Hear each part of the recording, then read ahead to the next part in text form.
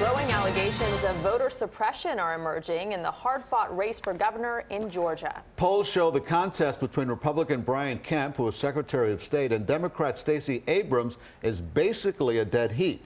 CBS News correspondent Nancy Cordes explains what's behind the controversy. The votes are being purged. In Hinesville, Georgia, it was the talk of the race. I want them to remember that people died for that right. They were there to see Democrat Stacey Abrams, who is vying to become the first African-American woman governor in the South. In 21 days, we're about to make history. She's running against Republican Brian Kemp, who currently oversees Georgia's election system.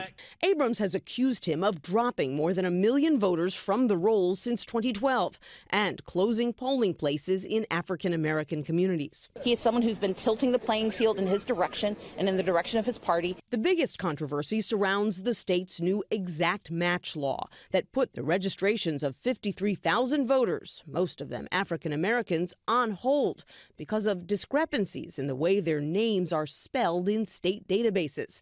Marcia Appling Nunes got tripped up by a missing letter. It was unnecessary that I had to go through so many hoops to be here right now, finally as a registered voter. On Fox News, Kemp called the issue a smokescreen. Those folks that are on the pending list, all they have to do is go to the polls, show their photo ID, and they can vote. He says he's just enforcing the law and that if you want to vote, your name should be recorded accurately.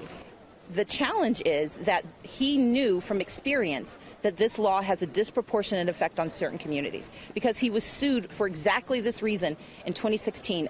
Appling Nunes told us she has now been re-registered despite that missing A, but only after going online more than 40 times.